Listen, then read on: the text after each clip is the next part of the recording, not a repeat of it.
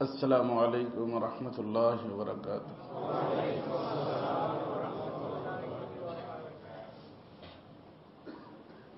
الحمد لله وكفى وسلام على عباده الذين اصطفى أما بعد فأعوذ بالله من الشيطان الرجيم بسم الله الرحمن الرحيم قد أفلح من زكاها وقد خاب من دساها صدق الله مولانا العظيم. محترم و مکرم حضرات علماء کرام، মুআজ্জাজ হাজিরিন, পর্দার আড়ালে পর্দানশীন মা ও বোনেরা,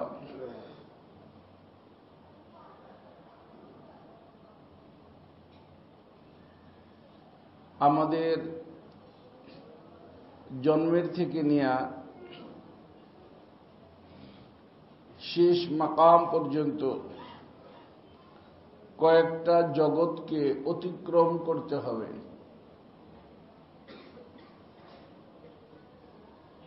সকলকে,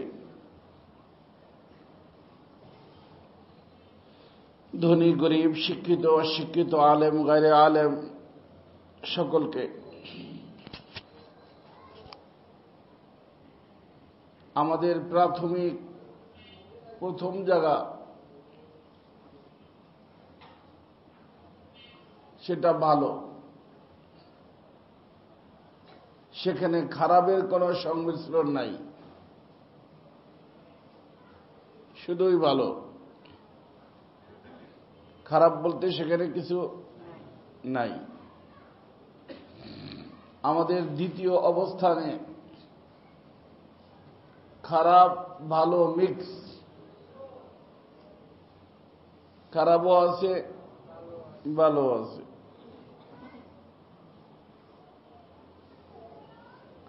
আর এর পরের জায়গা তৃতীয় অবস্থানে জায়গা খারাপ আছে ভালো আছে, কিন্তু খারাপের জায়গায় খারাপ, ভালোর জায়গায় ভালো। তো মাঝখানেরটা এক ভালো খারাপ মিক্স। এই মসজিদের মধ্যে এই ভালো মানুষও আছে, খারাপ মানুষও, চোরও আছে, আল্লাহর ওলিও আছে। কেউ আসছে এই জন্য চুরি করতে, যে স্যান্ডেল কোনটা ভালো, তো কি চোর। আর একজন আসছে আল্লাহর ওলি, দুই প্রকার আছে না। তো আমার দোস্ত, এই বিষয়টাকে আজকে আমি আপনাদের সামনে পেশ করার চেষ্টা করব। সবাই শুনবেন, দিলের কান দিয়ে শুনবেন।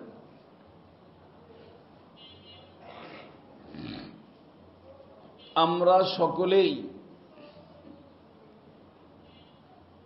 আসছি ঊর্ধ্ব জগৎ থেকে।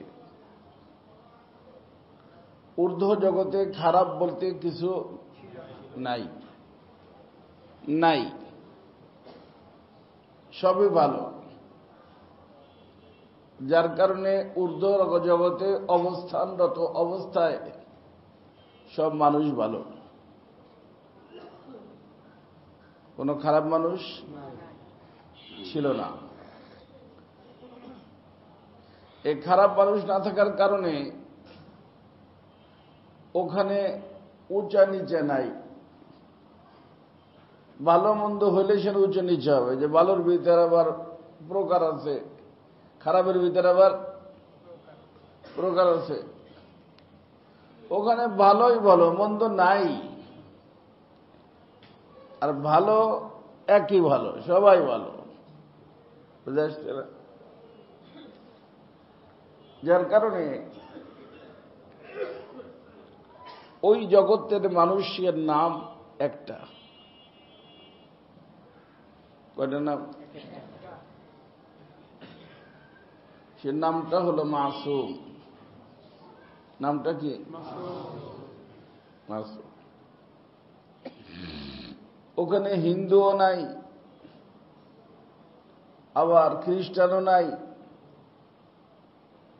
বৌদ্ধও নাই, আওয়ামী লীগ বিএনপিও নাই। সবাই কি মানুষ। আর কি মানুষ? মাসুম মানুষ। সবাই মানুষ, আবার মাসুম মানুষ। ভালোই ভালো। ওই জগৎটা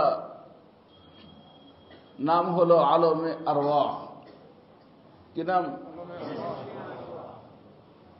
সে আলমে আরওয়াহ থেকে মানুষ ট্রান্সফার হয় আলমে আজসাদের মধ্যে।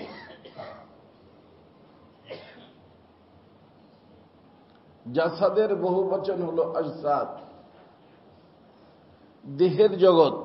এরকম জগৎ? দেহের জগতে ঢোকে। এই দেহের জগতে ঢোকার পরে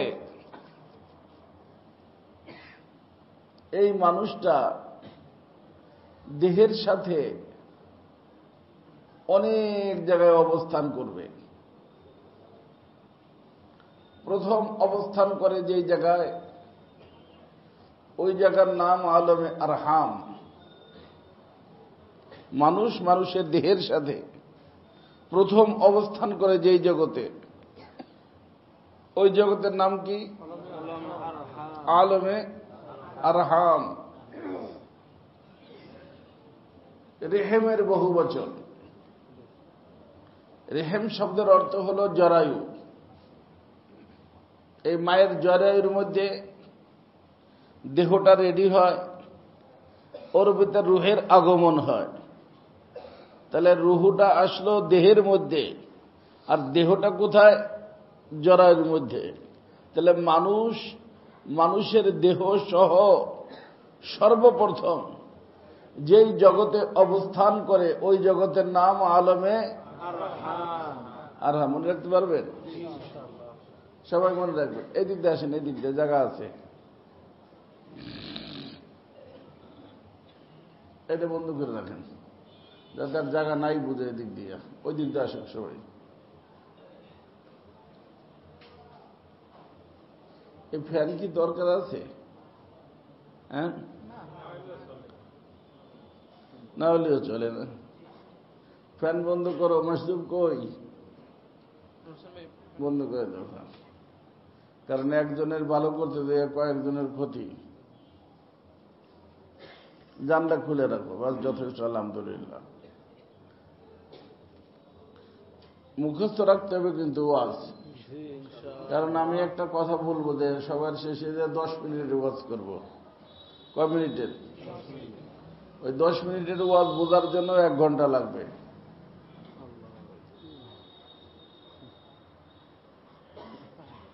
শুরু এবং শেষ বলবো ইনশাআল্লাহ। বুঝে আসছে? তো মানুষ ছিল কোথায়? আলমে আরওয়াতে। তখন শুধু মানুষ ছিল, মানুষের দেহ ছিল না। আর ওই জগতের ভিতরে ভালোই ভালো, খারাপ ছিল না। কিন্তু ওখান থেকে মানুষটা যেই জগতে আসলো, এই জগৎটার নাম আলমে আজসাদ। আলমে আজসাদ। এই আলমে আজসাদের মধ্যে মানুষ কয়েক দেশে থাকবে। তার শরীরটা নিয়ে কয়েক দেশে অবস্থান করবে, বিভিন্ন হাল হবে। প্রথম যেখানে অবস্থান করবে, ওই জগৎটার নাম আলমে আরহাম। আরহাম মানে জরায়ু, রেহেম। রেহেমের ভিতর থাকবে।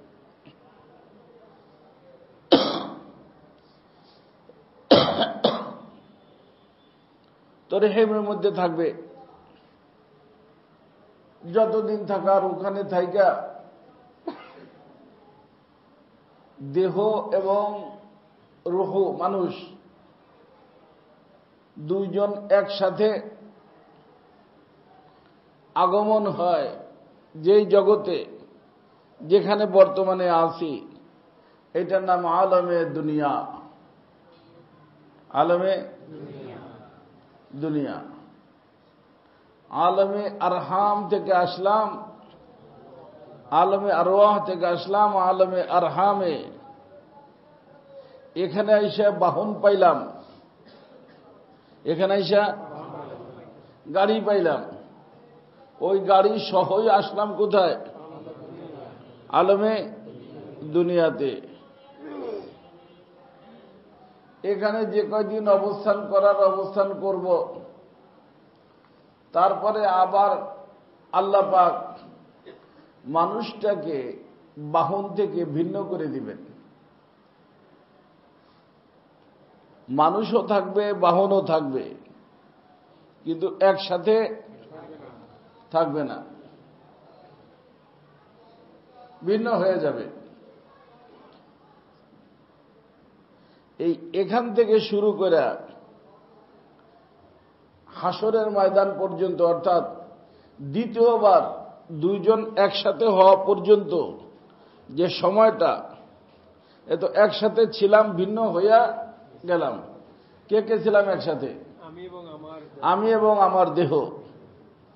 আবার আমি আর আমার দেহ একসাথে হওয়া পর্যন্ত যে সময়টা, যে জগৎটা, যেখানেই হোক, হাওয়ার ভিতর হোক, পানির ভিতর হোক, মাছের পেটে হোক, আর বাঘের পেটে হোক, আর মাটির ভিতর হোক, এই জায়গাটার নাম আলমে বারজাখ। কি নাম? আলমে। তাহলে আলমে বারজাখে থাকে দুইজনই, কিন্তু একসাথে না। থাকে দুইজনই, কিন্তু একসাথে না। এটার নাম কি? আলমে বারজাখ। আর দ্বিতীয়বার আবার যখন একসাথে হবে, মানুষ আর মানুষের বাহন একসাথে হবে, ওখান থেকে শুরু করে আবাদুল আবাদের জন্য যে জগৎটা, ওই জগৎটার নাম আলমে আখিরাত। আলমে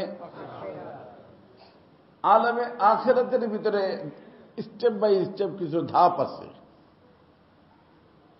আলমে আখিরাতে দুইজন একসাথে হওয়ার পরেই একটা স্থানে সকলকে সমবেত হতে হবে, জমা হইতে হবে। ওইটার নাম হলো মাহশার। কি নাম? অথবা হাসরের ময়দান। ওখান থেকে মানুষকে যার যার ঠিকানায় যাইতে হবে। যেই ঠিকানাটা হইছে এরকম, ভালো হইলে ভালো, খারাপ হইলে খারাপ। ভালো জায়গায় খারাপ নাই, খারাপ জায়গায়, তাহলে ওখানে ভালো মন্দ একসাথে না ভিন্ন ভিন্ন? ওই ভালো জায়গার নাম হলো জান্নাত, খারাপ জায়গার নাম হলো জাহান্নাম। ভালো জায়গায় যাবে হাসরের ময়দান থেকে, খারাপ জায়গায় যাবে হাসরের ময়দান থেকে। কয়দিন থাকবে? শুরু আছে, শেষ নাই। কথা কি বুঝছেন? তো আলমে আরওয়া, আলমে আরওয়া থেকে আলমে আজসাদ, যে আজসাদের সাথে আলমে আরহামে আছি। আলমে আরহাম থেকে বাহির হয়ে আইসা কিছুদিনের জন্য একসাথেই থাকি কোথায়? আলমে দুনিয়া। আলমে দুনিয়ার থেকে আবার ভিন্ন হইয়া দুজনই থাকে, কিন্তু এক জায়গায় থাকে না। কে কোন জায়গায় থাকে তা বলবো। তারপরে আবার যখন এক জায়গায় হয়, ওই মাঝখানের জগতের নাম আলমে বারজাখ। তারপরে আবার যখন একসাথে হয় ওইটার নাম আলমে আখিরাত। আলমে আখিরাতের প্রাথমিক অবস্থা যেটা, ওটার নাম হাসরের ময়দান। ওখান থেকে আসল ঠিকানার দিকে ট্রান্সফার। ভালো হইলে ভালো জায়গা, খারাপ হইলে ভালো জায়গার নাম, খারাপ জায়গার নাম। ভালো জায়গায় খারাপ নাই, খারাপ জায়গায় এই কথাটা কি বুঝছে সবাই? সবাই বুঝছেন? না বুঝলে আবার বুঝিয়ে দেবে। তার কারণ এখান থেকে আমার সব আলোচনা শুরু আজকে।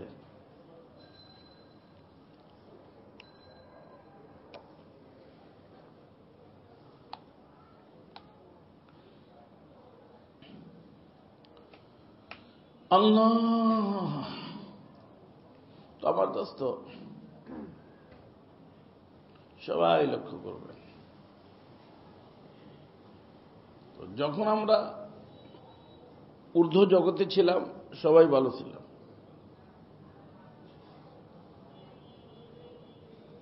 মায়ের পেটে ছিলাম সবাই ভালো ছিলাম। কারণ এই ভালোকে খারাপ করে দেয় দুটা জিনিস। কয়টা জিনিস? এই দুনিয়া, আলমের দুনিয়ায় আসার আগ পর্যন্ত এই দুইটা থাকে না কারোর সাথে। হয়তো সব মানুষ আসা পর্যন্তও ভালো, দুনিয়াতে আগমন পর্যন্ত ভালো, কিন্তু আল্লাহ তাআলা মেহেরবান। আল্লাহ যদি আসার সাথে সাথেই খারাপ করে দিতেন, ঝামেলা ছিল না। যে এটা খারাপ করে তারে তো চিনতে হবে, তারে তো বুঝতে হবে। আল্লাহ তাআলা মেহেরবানি করে বুঝার জন্য একটা সময় দিয়েছেন, সেটা হলো বালেগ হওয়ার আগ পর্যন্ত। বালেগ হওয়ার, পুরুষ হোক মহিলা হোক, বালেগ হওয়ার আগ পর্যন্ত সময় দিছে যে তুমি যার ছিলা তারেও চেনো, যে তোমারে নষ্ট করে দিতে পারে তারেও চেনো। মালিকের নাম রব। মালিকের নাম কি? রব। তুমি তোমার রবের। তবে এখানে আসার পরে, দুনিয়াতে আসার পরে, ওই যে খারাপ যে দুইটা তোমার সাথে দিছি, এই খারাপ দুইটা তোমার সম্পর্ক রবের থেকে বিচ্ছিন্ন করে দিতে পারে। চেষ্টা করবে তোমার সম্পর্কটা যাতে করে আমার সাথে না থাকে।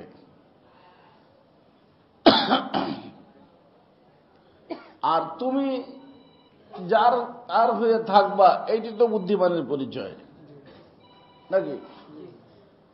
যার, এটা কিসের পরিচয়? না বুদ্ধি ছাড়ার পরিচয়? একজনের বউ আর একজনের সাথে পরকীয়া করে, বুদ্ধিমতী? একজনের সন্তান আর একজনের কথা শুনে, বুদ্ধিমান? একজনের কর্মচারী আর একজনের কথা শুনে আর একজনের কাজ করে, মালিকের কাজ করে না, বুদ্ধিমান? বাংলাদেশ সরকারের মানুষ ইন্ডিয়া সরকারের দালালি করে, বুদ্ধিমান? তার অর্থ যার তার হয়ে থাকা, এটা কি? এর ভিতরে কোনো সন্দেহ কোন দেশের মানুষের আছে? আছে? যার তার হয়ে থাকো, এটাই কি বুদ্ধিমানের কাজ। তো আমরা কার? আল্লাহ। আল্লাহ বলেন তোমরা আমার আমার হয়ে থাকো, বুদ্ধিমান হও। বুদ্ধিমান, তোমরা আমার আমার হয়ে থাকো, তোমরা বুদ্ধিমান। তবে আমার সাথে থাকার জন্য চেষ্টা করবা, কিন্তু দুইটা খারাপ শক্তি এমন তোমাদেরকে দিয়ে দিলাম এই দুনিয়ার মধ্যে আমার সাথে সম্পর্ক রাখতে দিতে চাবে না, সম্পর্ক বিচ্ছিন্ন করে দিতে চাবে।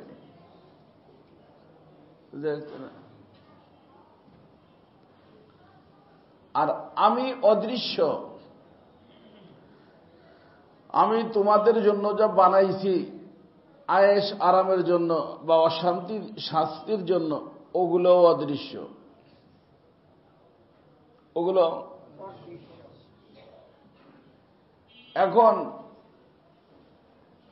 তোমাদেরকে যদি আমি এমনি ছাড়িয়ে দেই, তাহলে দৃশ্যমান তো দৃশ্যমান, ওই দৃশ্যমান জিনিসের সাথে তোমরা সম্পর্ক করে ফেলবা অদৃশ্য রবকে ছেড়ে। এই অদৃশ্য রবের সম্পর্কে এবং তোমাদের শান্তির জায়গা অশান্তির জায়গা সম্পর্কে বুঝানোর জন্য আমি তোমাদের ভিতর থেকেই কিছু মানুষকে সিলেক্ট করব।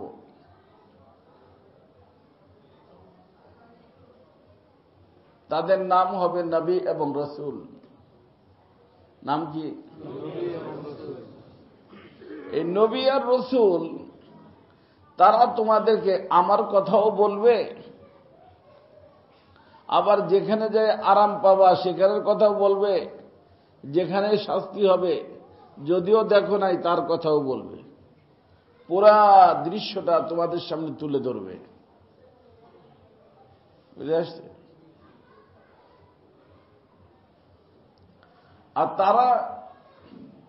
তাদেরকে পাঠাবো আমি নিজেই তোমাদের সুবিধার্থে।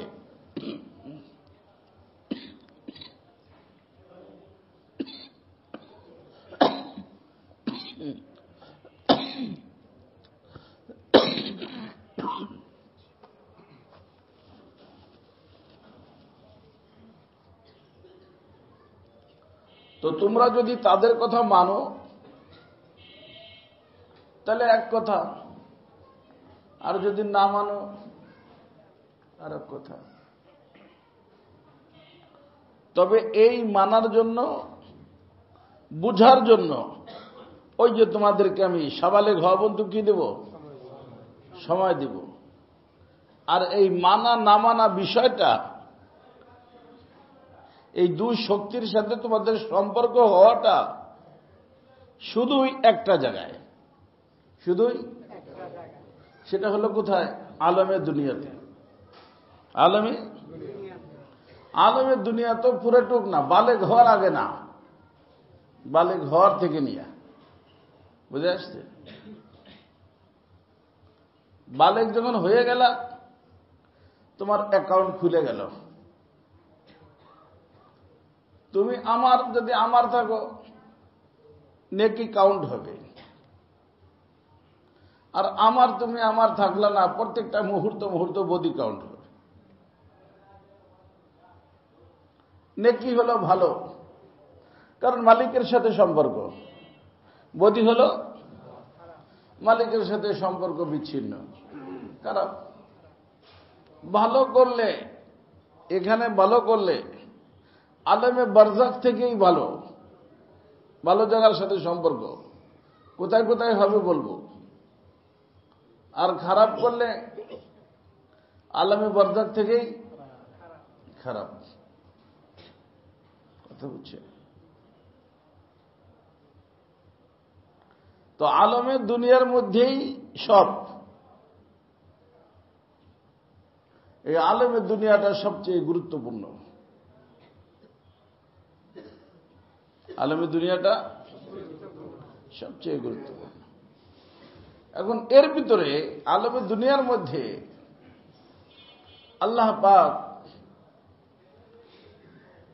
নবী রসুল পাঠাইছে, কিন্তু নবী রসুল এরা হলো আল্লাহ পাকের সিলেক্টেড মানুষ। এদেরকে আল্লাহ পাক একটা নিয়ামত দান করছেন, সেই নিয়ামতের নাম নবুয়ত এবং রিসালাত। আল্লাহু ইস্তাফি মিনাল মালাইকাতি রুসুলাও ওয়া মিনান নাস। এরা হলো মুস্তাফা। মুস্তাফা মানেই মুনতাখাব। আল্লাহ তাআলা নিজে সিলেক্ট করছেন, নির্বাচন করছেন। কে? আল্লাহ নিজেই। ফেরেশতাও আছে, আবার মানুষও আছে। এখন এই 1 লক্ষ বা 1.25 লক্ষ মানুষ, 1,24,000 বা 2,24,000 সঠিক তাদাদ জানা নেই। এরকম কিছু মানুষ আল্লাহ বানাইছেন। ফেরেশতাও অদৃশ্য, তাদের ডিউটি ভিন্ন। তাদের ডিউটি অদৃশ্য ডিউটি। ওই অদৃশ্য ডিউটিকে বলে তাকবিনিয়াত। কি বলে? আর এই দৃশ্যমান ডিউটির নাম হল তাশরিইয়াত। ওইটার নাম তাকবিন, এটার নাম তাশরি।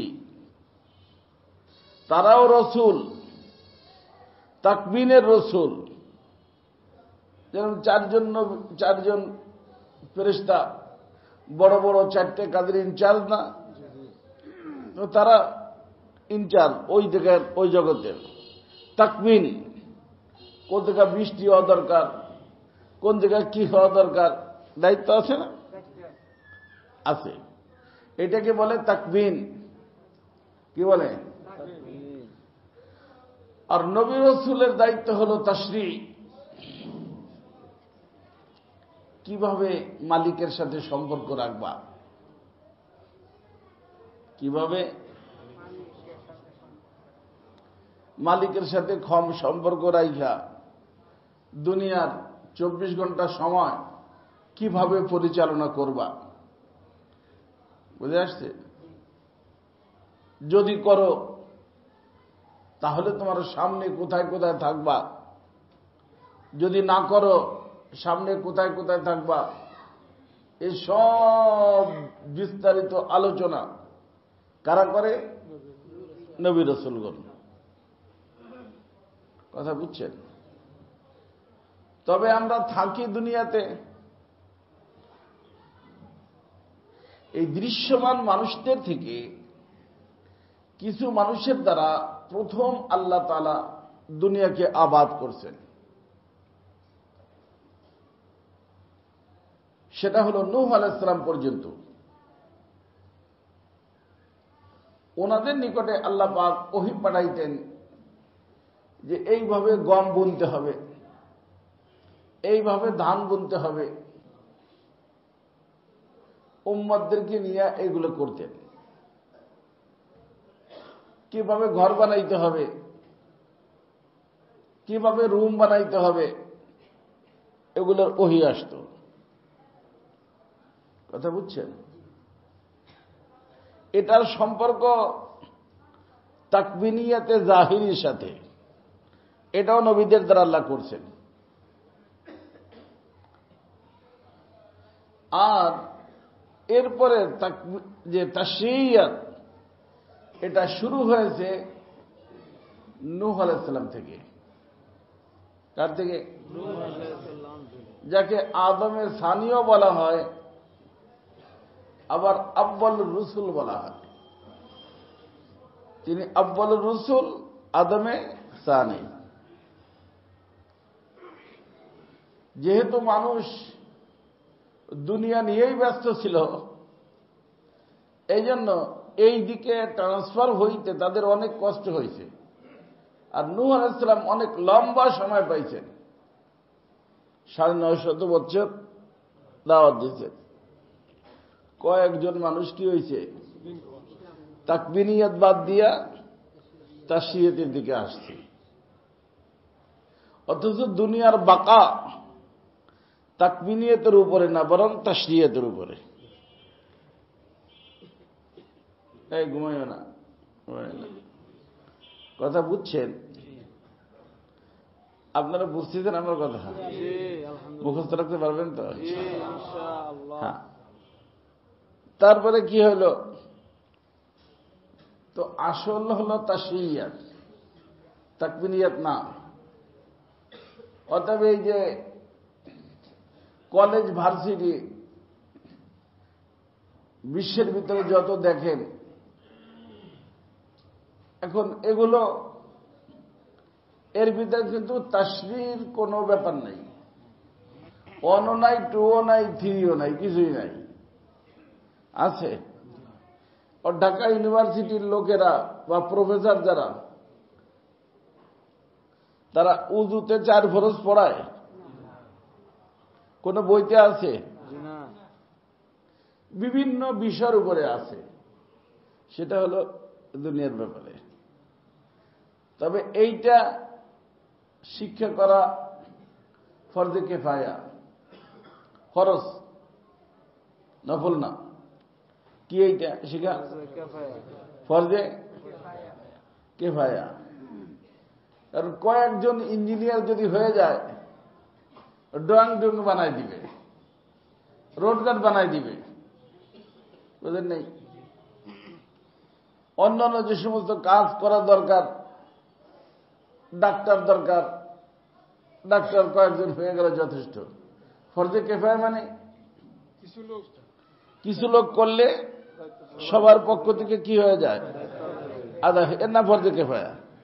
অতএব যত ইউনিভার্সিটি, কলেজ মলেজেই যার দ্বারা মানুষ শিক্ষিত হইতেছে, এটা কিসের দ্বারা? ফরজে। হেদারে বানাইছে ফরজে আইন। আর একটা হলো ফরজে আইন। ফরজে আইন মানে সকলের জন্য ফরজ। সকলের জন্য। এই সকলের জন্য ফরজ যে জিনিসটা, ওইটা যদি করে, ওইটা যদি বুঝে, তাহলে ভালো জায়গায় যাবে। আর ভালো জায়গায় যাইতে সকলেই চায়। অতএব সকলকেই, পুরুষ হোক মহিলা হোক, সকলকে কি করতে হবে? এই জিনিসটা শিখতে হবে। অতএব নূহ আলাইহিস সালামের পরে যত নবীগণ আসছেন, এই নবীগণ যাহা কিছু শিখেছেন, আমাদের রাসূল সহ এইটাকে শিখা ফরজে কিফায়া না ফরজে আইন? তলাবুল ইলমি ফরিদাতুন আলা কুল্লি মুসলিম। কথা বুঝছেন? এটা শিখা ফরজে, পুরুষের জন্য ফরজ, মহিলার জন্য ফরজ, প্রেসিডেন্টের ঘরের মহিলাদের জন্য ফরজ, রিক্সাওয়ালার ঘরের মহিলাদের জন্য, ওর আওলাদের জন্য ফরজ, এর আওলাদের জন্য ফরজ। বুঝে আসছে না? সবার জন্য ফরজ। আর এইটার নাম ইলমে শরিয়ত। এটার নাম কি? ইলমে শরিয়ত। তাবলীগওয়ালা হোক, খানকাওয়ালা হোক, চাকরিজীবী হোক, রাজনীতিবিদ হোক, যে যাই কিছু হোক, ইলমে শরিয়ত লাগবেই। শরিয়ত অনুযায়ী যদি রাজনীতি করে, ইমামে আদেল হইয়া সর্বপ্রথম আরশের নিচে ছায়া পাবে। শরিয়ত নিয়ে যদি যুবক জীবন যাপন করে, দ্বিতীয় নম্বরে আল্লাহ পাক তাকে ভিআইপি পার্সন বানায় আরশ পাকের ছায়া দিয়ে দিবেন। বুঝেন নাই? শরিয়ত অনুযায়ী যদি ভালোবাসা করে, কি করে? আল্লাহ পাক আরশ পাকের ছায়া দিয়ে ভিআইপি বানিয়ে দিবেন তাদের। শরিয়ত অনুযায়ী যদি গুনাহ থেকে বাঁচার চেষ্টা করে, আল্লাহ পাক তাকে কি দিয়ে দিবেন? আরশ পাকের ছায়া দিয়ে দিবেন। শরিয়ত অনুযায়ী যদি সে জিকির করে, কি করে? আল্লাহ পাক আরশ পাকের ছায়া তাকে দিবেন। শরিয়ত অনুযায়ী যদি দান করে, তাহলে ভিআইপি পারসন, আরশ পাকের ছায়া দিয়ে দিবেন। তা আসল ঘটনা কি? শরিয়াত। আসল ঘটনা শরিয়াত। তো আমার দোস্ত, এই শরিয়াত বোঝানোর জন্যই নবীদের আগমন। শরিয়াত বোঝানোর জন্যই। আর নবীরা যখন চলে গেছেন তখন ওনাদেরকে আল্লাহ পাক যে এলেম দান করছিলেন, ওই এলেম যাদেরকে আল্লাহ দিয়েছেন তাদের নাম আলেম। তাদের নাম আলেম। তো আলেমরা এলেম পাইছে ওয়ারিস সূত্রে। কি সূত্রে? ওয়ারিস সূত্রে। কথার কথা, আমাদের আগের যে পিএম ছিল সে রাজনীতি পাইছে ওয়ারিস সূত্রে, তার বাবা ছিল, পাইছে, ভালো কথা। আমরা না করি না, কেউ না করে নেই, পাইছে, ভালো কথা। আর আলেমরা এলেম পাইছে কোথার থেকে? কোন থেকে? কাদের থেকে? নবীদের থেকে, রাসূলুল্লাহ থেকে, ইব্রাহিম খলিলুল্লাহ থেকে, ইসমাইল জবিউল্লাহ থেকে, নূহ আলাইহিস সালাম থেকে। ইন্নাল উলামা ওয়ারাসাতুল না নবী আম্বিয়া। আম্বিয়া কি বহু বচন না এক বচন? মানে সব নবীদের এলেম। সে এলেম কি এলেম? এলমে শরিয়াত। এলমে শরিয়াত। এই এলমে শরিয়াত আল্লাহ দিয়েছেন। এখন তাদের দায়িত্ব এলমে শরিয়াত অনুযায়ী নিজে চলবে, যেরকম নবীরা চলতেন, দাওয়াত দিতেন। তাদের কাজ হলো নিজেরাও চলতে হবে আর অন্যকে কি করতে হবে? দাওয়াত দিতে হবে। নবীরা যতভাবে দাওয়াত দিতেন অতভাবে দাওয়াত দিবে। কথা বলেন না? নবীরা আযান দিয়েছেন, সে আযান দিবে। নবীরা ইকামত দিয়েছেন, সে ইকামত দিবে। নবীরা ইমামতি করছেন, সে ইমামতি করবে। বুঝছেন? যদি দাওয়াতের কাজ দিতে যায় বাধার সৃষ্টি হয়েছে, জিহাদ করছেন তো জিহাদ করবে। নামাজ পড়াও ইবাদত, নামাজ পড়াও শরিয়াত, জিহাদ করাও শরিয়াত। কথা কি বুঝতেছেন? অর্থাৎ যেইভাবে নবীরা নিজেদের জীবনকে পরিচালনা করছেন, ওইভাবে একজন আলেম তার জীবনকে কি করবে? তাহলে সে ওয়ারিসে আম্বিয়া। ওয়ারিসে আম্বিয়া। কথা বুঝছেন? ওয়ারিসে আম্বিয়া। তাহলে নবী যখন জান্নাতে যাবে, ওয়ারিসে আম্বিয়াও জান্নাতে যাবে। নবীর উপস্থিতিতে নবীর উম্মত যারা হয়েছে তারা যেমন নবীর সাথে যাবে, নবীর অনুপস্থিতিতে ওয়ারিসে নবীর যারা সঙ্গ দিয়েছে তারাও তার সাথে জান্নাতে যাবে। সুবহানাল্লাহ। নবী যাবেন আগে আগে, তার সঙ্গ পাইয়া যারা সাহাবী হয়েছেন তারা থাকবে তার পিছনে, তার সঙ্গ দিয়া যারা ভালো মানুষ হয়েছে তারা থাকবে তাবি, তারা পিছনে, তারা থাকবে তার পিছনে। এরকম করতে করতে উলামায়ে কেরামের সাথে লক্ষ লক্ষ কোটি কোটি মানুষ একসাথে আল্লাহর মেহেরবানিতে জান্নাতে ঢুকবে। কথা কি বুঝছেন? এটা হলো নবীদের দায়িত্ব, নবীদের ওয়ারিসদের দায়িত্ব। এখন আমাদের নবী শেষ নবী। আমাদের নবীর পরে আর কোন দুনিয়াতে নবী হিসেবে কারো আগমন হবে না। এখন এই দাওয়াতের জিম্মাদারি যদি শুধু ওলামাদের উপরে থাকে,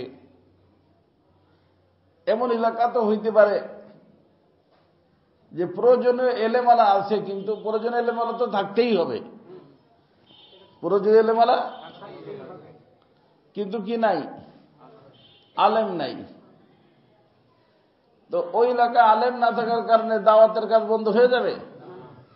রাসূল বলছেন না, বন্ধ হবে না। বরং ওই এলাকার মানুষের যতটুক এলেম আছে ওই এলেমের দাওয়াত ওই এলাকার মানুষকে দিবে। বাল্লিগু আন্নি ওয়ালাউ আয়া। একটা আয়াত শিখছে, একটা কথা শিখছে, এক কথার দাওয়াত দাও। তো দাওয়াতের জিম্মেদারি সমস্ত উম্মতের উপরে। কিসের জিম্মেদারি? দাওয়াতের জিম্মেদারি সকল উম্মতের উপরে।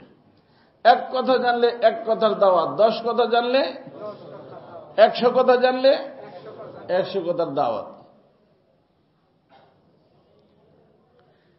এই দাওয়াতের নাম দাওয়াতি। এই দাওয়াতের নাম কি? দাওয়াতি নাম। বুঝে আসছে? কিন্তু আমাদের এক বুজুর্গ আল্লাহ ওয়ালা, যার নাম হল হযরত মাওলানা ইলিয়াস সাহেব রহমতুল্লাহ আলাইহি। কি নাম? ইলিয়াস সাহেব রহমতুল্লাহ আলাইহি।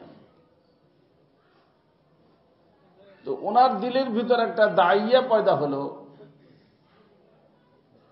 ফিকির আসলো যে যদি আমি শুধু আমার এলাকার লোকদেরকে দাওয়াত দেই, তো অনেক এলাকায় তো লোক এমন রয়ে গেছে যেখানে দাওয়াত পৌঁছায় না। তো সেখানে দাওয়াত পৌঁছানোর কোনো কাম কাজ করা যায় কিনা, বুঝেন নেই?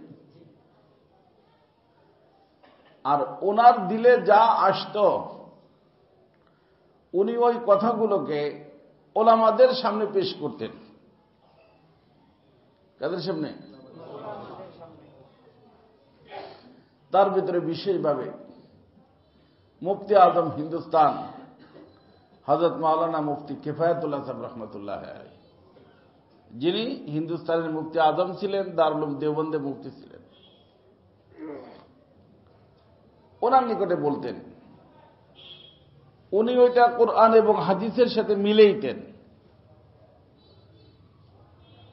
মিলে উনি যদি পারমিশন দিতেন কথাটাকে আগে বাড়ানোর, উনি আগে বাড়াইতেন।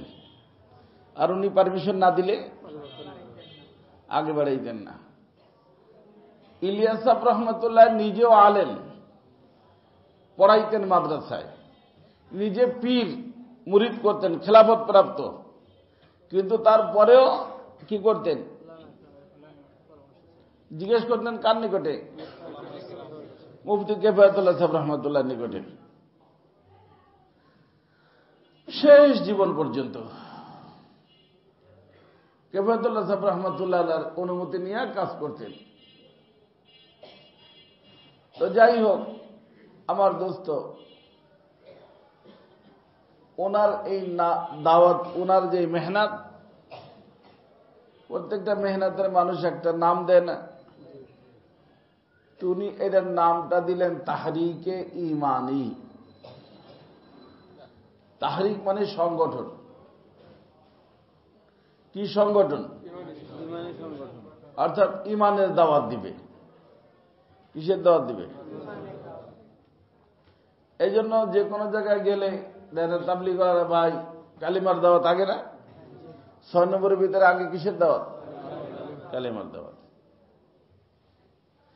এই তাহরিকে ইমানি যখন উনি শুরু করলেন, এইটার নামই পরবর্তীতে এখন ইমানের, তাহরিকে ইমানির দ্বারা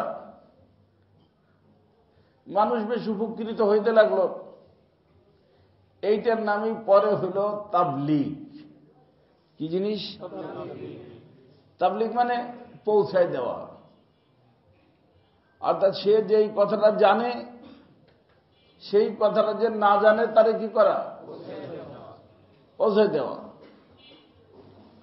হইল তাবলীগ, তাবলীগ জামাত। এখন দেখা গেল হযরতের সাথে যারা জুড়তে লাগলো, আলেমও আবার গারে আলেমও। কিন্তু আলেমরা তো মাশাআল্লাহ জানে, আবার তাদের মাদ্রাসা আছে, খানকা আছে, বিভিন্ন কামকাজ আছে। তো বেশি জুড়তে লাগলো কারা? গারে আলেম, সাধারণ মানুষ, আওয়াম বলা যাইতে পারে, অথবা যারা নিজেরা শিক্ষিত মনে করে কিন্তু শিক্ষিত না। কারণ কোরআনের শিক্ষায় শিক্ষা না হইলে এটা কারা এরা কি না শিক্ষিত না, এরা জুড়তে লাগলো এবং কাম অনেক আগে বাড়তে লাগলো। তখন হযরত একবার হুজরার মধ্যে বসা কান্না করতেছেন। আমাদের মুফতি আজম পাকিস্তান হযরত মাওলানা মুফতি শফি সাহেব রহমতুল্লাহ আলাই, যিনি হাকিমুল উম্মাহ থানভী রহমতুল্লাহ আলাইহির খলিফা ছিলেন, মারিফুল কোরআন দেখছেন, তাকি উসমানী সাহেব রফি উসমানী সাহেবের আব্বা, বুঝেন নেই? বড় মানুষ না ছোট মানুষ? উনি গেছেন, যায় দেখে যে হযরত কান্না করতেছেন। হযরত খাইরিয়ত তো হ্যাঁ। তখন উনি বলছেন, মুফতি সাহেব क्या खैरियत है, मैं एक सोच में हूं, চিন্তায় আছি। বলে হযরত কি চিন্তা? বলে চিন্তা হলো এই যে আলহামদুলিল্লাহ কাম তো আল্লাহর মেহেরবানিতে শুরু হয়েছে, কাম অনেক বেশি আগে বাড়তিছে, কাম অনেক বেশি কি হইতেছে? আগে বাড়তিছে। তো আল্লাহ তাআলা তো কোরআন শরীফের ভিতর বলছেন যে আল্লাহ কখনো কখনো মানুষকে ঢিল দেয়। কি দেয়? তো আমারও কি ওরকম ঢিল দিছে কিনা সেই চিন্তায় আমি কাঁদতেছি। কথা বুঝেন নেই? হযরত মুফতি সাহেব রহমতুল্লাহ আলাই ওনার কান্না দেখে বলছেন, হযরত জি ইয়াকিন রাখেন আপনাকে আল্লাহ ঢিল দিচ্ছেন না। আলহামদুলিল্লাহ এটা কবুলিয়তের লক্ষণ। কিসের লক্ষণ? কবুলিয়তের লক্ষণ। আল্লাহ তখন हजरत बोले थे मुफ्ती साहब आपने कैसे समझा कि इदराज नहीं है, कबूलियत की अलामत है, बुझलेन কিভাবে? তখন হযরত মুফতি সাহেব রহমতুল্লাহ বলছেন, হযরত যাদেরটা কবুল হয় না, এই ভালো করে বুঝেন, যাদেরটা কবুল হয় না তারা নিজেকে কিছু মনে করে, ও দেখো না কি কাজ করতেছি, দুনিয়া দেখতেছে না আমি কত বড়, এরকম বলে। এরকম তো এরকম বলা কবুল না হওয়ার লক্ষণ। আর কবুল হইতেছে কি না হয়েছে এই কথা কান্না করা কবুল হওয়ার লক্ষণ। তো আলহামদুলিল্লাহ আপনারটা কবুল হইতেছে, তাই আল্লাহ আগে বাড়াইতেছে। তখন মুফতি সাহেব রহমতুল্লাহ আলাইহির কথা শুনে এতনের জন্য বলছে, আলহামদুলিল্লাহ, জড়ায় ধরছে, মুফতি সাহেব আপনি আমাকে অনেক একটা বড় চিন্তার থেকে বাঁচাই দিলেন, আমি তো অনেক বেশি চিন্তার ভিতরে ছিলাম। তবে মুফতি সাহেব আমার দিলে আর একটা কথা আসতেছে। বলে জি হযরত, কথাটা কি? আপনি একটু চিন্তা করেন। বলে জি বলেন। কে? মুফতি শফি সাহেব। একটা তো দিলেন ঠিক করে, আর একটা কথা হলো যে আমার এই জামাতের সাথে যা জুড়তেছে আলেম কম গারিয়াল বেশি, তো যার কারণে এর নিগরানি দেখাশোনা কারা করে? গারি আলেমরা করে। তো এইটা ভবিষ্যতে কোনো ফিতনা না হয়ে যায়, এটা আমার ভয় লাগতেছে। ভবিষ্যতে কি না হয়ে যায় এটা আমার ভয় লাগতেছে। তখন মুফতি সাহেব রহমতুল্লাহ বলছেন, হযরত জি এই ভয় ঠিক, এ ভয় ঠিক। এবং শোনেন, যদি আপনার এই কাজের নেতৃত্ব ওলামাদের হাতে থাকে, যেইভাবে কাজ আগে বাড়তিছে, তো যেই হিদায়াতের রাস্তা 100 বছর পরে খোলার ছিল, ওলামাদের হাতে কাজ থাকলে 100 বছর আগে আল্লাহ তাআলা হিদায়াতের ওই রাস্তা খুলে দিবেন। আর যদি হযরতজি এর নেতৃত্ব গাড়ি আলেমদের হাতে চলে যায়, তাহলে যেই ফিতনার রাস্তা 100 বছর পরে খোলা দরকার ছিল, সেটা এখন খুলে যাবে। আপনার এই চিন্তা, এটা ঠিক। কথা বুঝে আসছে না? আল্লাহ কোরআন এবং হাদিসের মধ্যে ফিতনা সম্পর্কে যে আলোচনা আছে, হাদিসের মধ্যে যা বর্তমানে হইতেছে, ও মাহদী আলাইহিস সালামের যুগে হবে। আর মাহদী আলাইহিস সালাম এখনো আসে নাই। এক একজন এক একটা দাবি করে। যেমন আজকেই দাবি আসছে ইন্ডিয়ার থেকে যে আমাদের হযরতজি ইমাম মাহদী। হযরতজিকে আচ্ছা, কয়েকজনের পক্ষ থেকে দাবি আসছে যে আপনারা তো তারা গুমরা বলে ফতোয়া দিচ্ছেন, হযরতজি তো ইমাম মাহদী। দেখছেন কেদরা?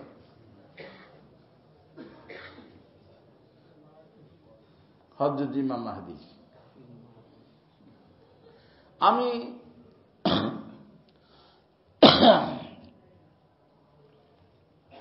ওই যে ওখানে একটা ওই যে হুজুরদের সেমিনার হয়েছিল সরোয়ার্দী উদ্যানে, ওখানে আমি গেছিলাম, আলোচনা করছি, সবাই আপনারা শুনছেন। তওবার কথা বলছি, কিন্তু শোনেন, প্রত্যেক জিনিসের তওবা আস্তাগফিরুল্লাহ না। বোনের অংশ নিয়ে নিছেন, নিজের নামে লেখে, তার তওবা কি আস্তাগফিরুল্লাহ? তার তওবা কি? ফেরত দেয়া। তো দিনের ব্যাপারে যে সমস্ত বদ্দিনী কথা, নবীদের ব্যাপারে যে সমস্ত বদ্দিনী কথা উম্মতের সামনে উনি বলে দিয়েছেন, বলার কারণে দেওবন্দ এবং বিশ্বের সমস্ত আহলে হক ওলামায়ে কেরাম ওনাকে গুমরার ফতোয়া দিচ্ছেন। আস্তাগফিরুল্লাহ পড়লে শুধু হবে না, কি করতে হবে? তওবা মানে কি? ওই এক একটা কথা বলতে হবে যে আমি অমুক তারিখে অমুক ইজতেমায় এই কথা বলছিলাম, এটা কোরআন হাদিসের আলোকে ঠিক না, ঠিক এইটা। আমি আগের কথার থেকে ফিরে আসলাম এবং জমহুর উলামায়ে কেরাম যেটা বলেন ওইটাকে আমি আপনাদেরকে পৌঁছে দিলাম। এই তওবা করতে হবে, খালি আস্তাগফিরুল্লাহ বললে হবে না। কথাটা কি বুঝতে পারছেন? এইটা করতে হবে। এইটার নাম হবে কি? তওবা। এখন সেই তওবা না করে আমাদের বাংলাদেশের মানুষ, আল্লাহ তাআলা মেহেরবানি করুক এদের উপরে, বাংলাদেশ, এখানে বাংলাদেশে লক্ষ লক্ষ ওলামা, একজনও কিছু মানুষের সামনে পড়ে না, তাদের সামনে এক হযরতজি পড়ে, দেখা বছরেও হয় না। এই চিল্লাচিল্লি করেন না। মুসাফা হয়তো জীবনেও করতে পারে নাই, কিন্তু মারতিছে নিজেদের ভাই বিরাদারের। এটা হলো একটা গুমরাহির বিশেষ লক্ষণ। কিন্তু যারাই করতেছে তারা আমাদের ভাই, তারা আমাদের চেষ্টা করতে হবে তাদেরকে বুঝানোর জন্য। তারা মারমুখী হয়েছে, আমরা মারমুখী হব না। আমরা তাদেরকে কি করব? বুঝাবো। ভালো কাজ ভালো কাজ, খারাপ কাজ এটা একসাথে এক মানুষের ভিতর হইতে পারে। কোথায়? দুনিয়াতে। এই দুনিয়া থেকে যখন যাব, ভালো কাজ তো ভালো, যেটা খারাপ হয়ে গেছে ওইটা যাওয়ার আগে যদি তওবা নসিব হয়ে যায় তো সবটুক ভালো। তাহলে এখানে ঢুকছিল এই যে দেহের মধ্যে মানুষটা কি হইয়া? ভালো হয়েই ঢুকছিল। এখন থাকলো কি? ভালো। কিন্তু আগে ভালো থাকতে কোনো খারাপ শক্তির সাথে ফাইট ছিল না, কিন্তু এখানে থাকা অবস্থায় দুইটা খারাপ শক্তির সাথে ফাইট। একটার নাম নফস, একটার নাম শয়তান। এই ফাইটের নাম জুহুদ বা মুজাহাদা। জুহুদ আর মুজাহাদা করে তওবার মাধ্যমে হোক অথবা একেবারে না হোক, যদি আল্লাহর সাথে সম্পর্ক রাখে, তওবা করলেও সম্পর্ক ঠিক হয়ে যায়। তওবা করলে মনে রাখতে পারবেন, ইনশাআল্লাহ সম্পর্ক নষ্ট হয় না। যেমন মনে করেন একজন মানুষ সবসময় উজু করে থাকে, এরকম লোক আছে না? কিন্তু উজু ভাঙ্গে না তার, মানে কি? ভাঙ্গার পরে সাথে সাথে কয় হুজুর আমি সবসময় উজুর সাথে থাকি। পায়খানা করে না, পেশাব করে না, ঘুমায় না, তো উজু থাকে। মানে উজু ভাঙতে দেরি, উজু আবার করতে দেরি নাই। বুঝছেন? তো উজু যদি ভাঙ্গা যায় সাথে সাথে কি করে? তওবা করে নেয় সাথে সাথে। তো তওবা করে নিলে আত-তাইবু মিনাজ যামবি কামান লা যামবা লাহু, হয় নেই। আল্লাহ বলেন হয় নাই। ভালো ছিলা, ভালো আছো, আর শুধু ভালো আছো না, বরং এই তওবার কারণে তোমার আমি প্রমোশন দিয়ে দিব। আগে ছিল সাধারণ বান্দা, এখন তোমার নাম হবে হাবিবুল্লাহ, আমার বন্ধু নাম হয়ে যাবে। আর তাইবু হাবিবুল্লাহ, ইন্নাল্লাহা ইউহিব্বুত তাওয়াবিন। বুঝেন নাই? তাওয়াব হয়ে গেছো, আওয়াব হয়ে গেছে। তাওয়াব হইলেই আওয়াব হয়ে যায়। আল্লাহ বলেন তওবার কারণে শয়তান আর ওই নফস চেষ্টা করছিল গুনাহ করাইয়া তোমারে পিছনের দিকে দিয়ে দিতে। আমি তোমাকে তওবার তৌফিক দিয়া আমি তোমাকে হাজার হাজার কিলোমিটার আরো আগে বাড়াই দিলাম, যেটা তোমার আমলের দ্বারা তুমি করতে পারত না। আমলের দ্বারা করতে পারত না। তার কারণ আমার নিকটে সবচেয়ে দামি দুইটা ফুটা। কটা ফুটা? একটা হলো মুজাহিদ, জিহাদ করতে যায় তার শরীরের উপরে দুশমনের পক্ষ থেকে যে ক্ষত হয়, ক্ষতের কারণে যে রক্ত বের হয়, এই রক্তের ফুটা। আর আরেকটা হলো আল্লাহর বান্দা, আল্লাহর ভয়, আল্লাহর মহব্বতে চোখ দিয়ে পানি বের করে, এই পানির ফুটা। কতরাতু দামিন কতরাতু দুমুইন। একটা হলো রক্তের ফুটা, আর একটা হলো পানির চোখের ফুটা। এবং আমাদের আরেফ রুমি রহমতুল্লাহ বলেন যে পানির চোখের ফুটা পানি এত দাম, যেরকম কথার কথা এক ফুটা বারুদকে পাহাড়ের ভিতরে ড্রিল করে ওর ভিতর দিয়ে বাস্ট করে দেয়, পাহাড় নিচের থেকে ভাঙ্গা চুরমার হয়ে টুকরা টুকরা হয়ে যায়। ওরকম চোখের পানির ফোঁটা যদি গুনার পাহাড়ের উপরে আল্লাহ তাআলার কোন বান্দা ফালায় দেয় এক ফোঁটা, ওই এক ফোঁটা সমস্ত গুনাহকে ধূলিসাৎ করে দেয়। এত পাওয়ারফুল, এত পাওয়ারফুল। তো এই যে সুযোগটা, সুযোগের সদ্ব্যবহার কতদিন আছে? যতদিন আমি গাড়িতে বসা আছি, যতদিন বাহনে বসা আছি, বাহন থেকে নামলে এখন দুইজন চলে গেল দুই জায়গায়, দুজন চলে গেল দুই জায়গায়। কথা লম্বা হয়ে যাচ্ছে, কিন্তু এরপরে একটা কথা বলতেই হবে। হ্যাঁ, শোনেন, কারণ এখান থেকে শুরু হবে তার আলোচনা। কষ্ট হয়ে যায়।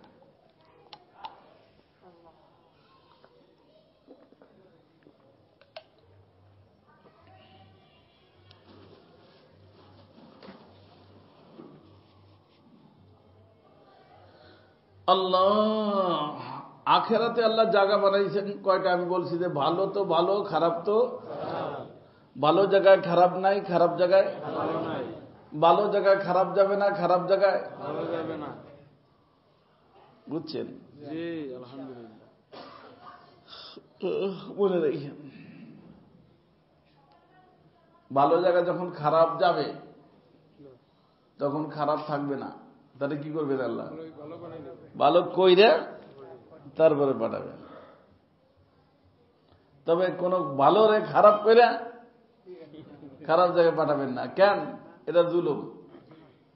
আর আল্লাহ তাআলা জুলুম করবেন না। ইহসান করা যায়, জুলুম করবেন না। এই জন্য হাদিস শরীফে আসছে যে সব মানুষ জান্নাতে যাওয়ার পরেও জান্নাতের বেশ কিছু এরিয়া আবাদি থাকবে না। যেরকম আমেরিকায় লোক নেয় না, কিসের জন্য? আবাদ করার জন্য। এত জায়গা লটারির মাধ্যমে নেয়, এইভাবে নেয়, সেইভাবে নেয়। তো এখন নিয়ে আবার বন্ধ করে দিচ্ছে শয়তানরা, যে ওরা ইসা তারপরে আমাদেরকে দেখি ইলেকশন করে রাজতন্ত্র, মানে তন্ত্র, মানে এই যে গণতন্ত্র, বুঝছেন? একটা আজীব জিনিস। কি বলবো, মন চাইলে মাঝে মধ্যে একবার গণতন্ত্র সম্পর্কে আপনাদেরকে বুঝি যেটা কত খারাপ, অনেক খারাপ। ভালো মন্দের তমিজ নেই, বুঝছেন? ভালো মন্দের তমিজ নেই। যাই হোক, তো আল্লাহ তাআলা কি করবেন? ওই জায়গা রয়ে গেছে খালি জায়গা, তখন আল্লাহ তাআলা নতুন একটা মাখলুক বানাবেন। নতুন মাখলুক বানাইয়া তারপরে তাদেরকে সেই জায়গায় আবাদ করাই দিবেন। কোথায়? জান্নাতে। কিন্তু জাহান্নামের থেকে লোক উঠতে উঠতে প্রায় খালি হয়ে যাবে, কয়েকজন থাকবে। আর জাহান্নামের খোরাক কি? এই গুনাহগার মানুষ। ওয়াকুদুহান নাসু ওয়াল হিজারা। হিজারা মানে সাধারণ পাথর না, ওই যে সমস্ত মূর্তিগুলো পাথরতে বানাইতো না আগে, ওই মূর্তি, সাধারণ পাথর না। এই যে বিভিন্ন দেখেন, এই যে মানুষ পায়, মূর্তি পায় মাটির নিচে খুদাই খুদাই করে বিভিন্ন পাথরের, দামি দামি পাথরের। তো আগে কুষ্টি পাথর, বিভিন্ন পাথরের। তো আগে মূর্তি বানাইতো কি দিয়া? এখন না বাঁশ দিয়া, রড দিয়া, ই দিয়া, মাটি দিয়ে বানায়। আগে বানাইতোই বিভিন্ন জায়গায় দেখবেন মূর্তির, পাথরের মূর্তি আছে না, জাদুঘরে যায় দেখবেন। তো ওই মূর্তি যে বানাইতো, এখন যেই মূর্তিরে পূজা করত, সেই মূর্তিও জাহান্নামে, সেও যদি জাহান্নামে, তো খারাপ লাগবে না? ওরে বাবা, তোমার জন্য আমার জীবনটা দিয়েছি, আমি তুমিও দিয়ে মোর সাথে, তাহলে কি হইল? ব্যথা বেশি লাগবে না? এই জন্য আল্লাহ এরে ওরে দোনোটারে দিবেন, যাতে মানুষটাই কষ্ট বেশি পায়। নাহলে ওই ইসের কোনো সমস্যা আছে? পাথরের অনুভূতি নেই, কিন্তু পাথরে দেখা কষ্টটা বাড়বে কার?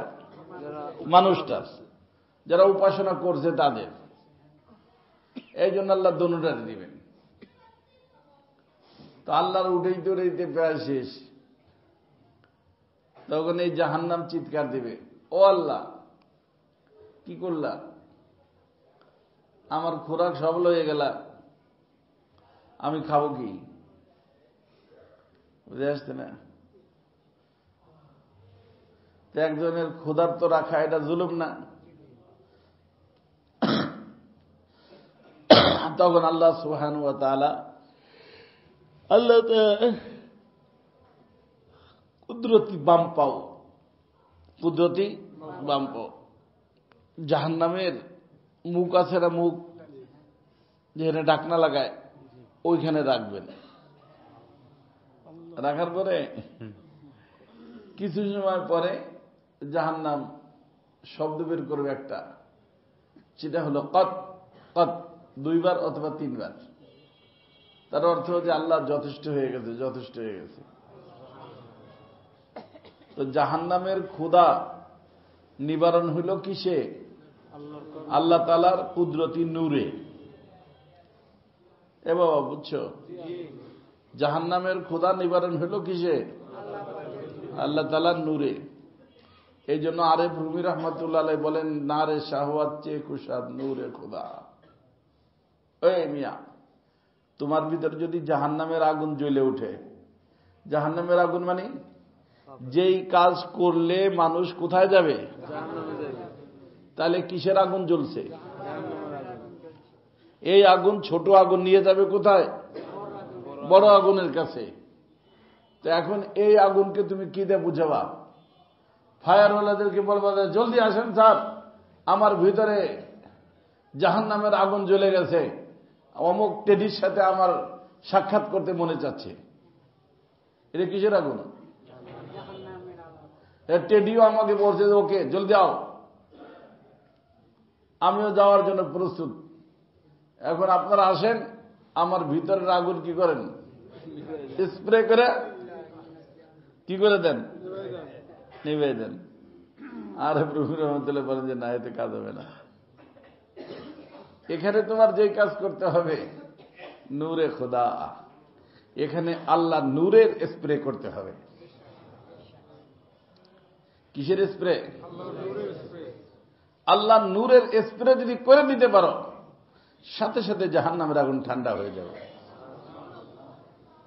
এই জন্য ওই যে পানির কথা বললাম, এই পানির ব্যাপারে হাদিস শরীফের ভিতরে ইমাম গাজ্জালী রাহমাতুল্লাহ লিখছেন যে এই পানিকে ফেরেশতারা সংরক্ষণ করে রাখে। হাশরের ময়দানে এই পানির শিশি যার পানি তার হাতে দিবে, যে এই যে লাও, কারণ ক্ষুধা তো যদি কেউ হয়, খাবার যেদিক দেখে সেদিক যায় না, তো মানুষ থাকবে কোথায়? হাশরের ময়দানে। তো ওই জাহান্নামের আগুন উড়েল দিবে কি ধরার জন্য? মানুষ ধরার জন্য। তো ফেরেশতারা বলবে যে এই শিশি হাতে রাখবে না, যদি এই জাহান্নামের আগুন তোর দিকে আসে, মুখ খুলে ওই দিক ধরবি, সাথে সাথে আগুন তার জায়গায় চলে যাবে। আল্লাহ তাআলা তোরে বাঁচাই দেবে। বলে এটা কি জিনিস? এটা তোর চোখের পানি। এই পানির ভিতরে এত পাওয়ার যে জাহান্নামের আগুন এটাকে সহ্য করতে পারে না। বুঝে আসছে না? এই জন্য একটু কান্নাকাটি করার চেষ্টা করবেন, চোখের একটু পানি ফেলবেন।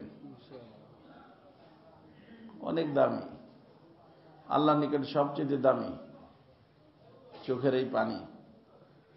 চোখের পানিতে কি না হয়? সব সমস্যার সমাধান হয়। তো আল্লাহর নিকট থেকে সব সমস্যার সমাধান কি দিয়ে করা যায়? চোখের পানি দিয়ে করা যায় রে বাবা। তো যাই হোক, এই যে এখান থেকে যে নামলো, আর 10 মিনিট বলবো। তো নামার পরে এখানে থাকা অবস্থায় অপশন কয়টা? 2টা। যার তার হয়ে থাকলো আর যার তার হয়ে থাকলো না। যদি যার তার হয়ে থাকে, আল্লাহ বলেন তোরে প্রমোশন দিব। ঢুকছো বান্দা হইয়া, এখন তুমি বান্দা না, তুমি আমার বন্ধু। আর যার প্রমোশন আছে তার ডিমোশন আছে, বুঝে আসছে না? যদি তুমি বান্দা না হও, বন্ধু না হও, সুযোগ আছে, তবে তুমি ডাউনে যাবা। উলাইকা কাল আনআম বাল হুম আযাল। তোমার নাম হবে মুজরিম। কি নাম হবে? মুজরিম মানে অপরাধী। অতএব এই নামার সময় দুই নামে নামবে মানুষ।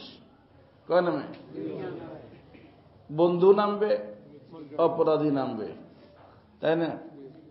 তো দুজন এক জায়গায় যাবে? দুজন দুই জায়গায় যাবে। লাস্ট ঠিকানা একজনের জান্নাত, আর লাস্ট ঠিকানা একজনের জাহান্নাম। বুঝে আসছে না? কিন্তু জান্নাত এবং জাহান্নাম হাসরের ময়দানে থেকে পুল সিরাত নামে একটা ব্রিজ না দাঁড়াবে। এই ভালো করে বুঝেন। আমাদের আকাবিরিনরা বললেন যে ওই পুল সিরাতটার নামই দুনিয়াতে ওর নাম হলো শরিয়াত। মনে রাখা যাবে? ওই পুল সিরাতি এখানে দাঁড়া করে রাখছে কি নামে? আর ওখানে দাঁড়া করবে কিসের কি নামে? কথা বুঝছেন? যারা এখানে শরিয়াতের উপরে চলতে অভ্যস্ত তারা পুল সিরাতে চলে নিজের বাড়ি জান্নাতে চলে যাবে। যারা এইখানে শরিয়াতের উপরে চলতে পারে নাই তারা ওইখানে পুল সিরাতেও চলতে পড়ে যাবে। কথাটা কি বুঝে আসছে? কার কার বোঝেন নাই? সবাই বুঝছেন? আলহামদুলিল্লাহ। তো এখান থেকে কিন্তু ট্রেনিংটা বাবাজি, পুল সিরাতে চলার ট্রেনিং কোথা থেকে? এখান থেকে। কয় যে হুজুর এটা কি সম্ভব? আরে মিয়া, ওই অসম্ভব সম্ভব হবে কেমন করে? এখানে সম্ভব বানাও, ওটাও সম্ভব হবে। নাহলে চুলের থেকে চিকন, হীরার থেকে ধার, দাউ দাউ করে নিজের জাহান্নামের আগুন জ্বলতেছে, এর উপর দিয়ে চলা কি সম্ভব? ওইটা যেরকম সম্ভব, ওইটা সম্ভব হবে তার জন্য এখানে শরীয়তের উপরে চলা যে সম্ভব বানাবে। যে শরীয়তের উপরে চলা সম্ভব বানাবে না, ওইটার উপরে সে চলতে পারবে না। কথা কি বুঝছেন? কঠিন, অনেক কঠিন। শালির সাথে কথা বলবো না, বাবির সাথে কথা বলবো না, চাচির সাথে কথা বলবো না, মামির সাথে কথা বলবো না, সৎ শাশুড়ির সাথে দেখা দিব না। না জায়েজ আছে? জায়েজ নেই। আমার একজন সৎ শাশুড়ি আছে, আমি আজ পর্যন্ত দেখিনি। বুঝলেননি? দেখিনি, মরে গেছি। আর আমি শিখেছি না, যার সাথে দেখা নাই তার সাথে কথা নাই। মনে আছে? যার সাথে দেখা নাই। একটু কঠিন তো কাজগুলো, তাই না? অনেক কঠিন। ওই পুল সিরাতের উপর পার হওয়া যেরকম কঠিন, দুনিয়াতে শরীয়তের উপর চলা তেমন কঠিন।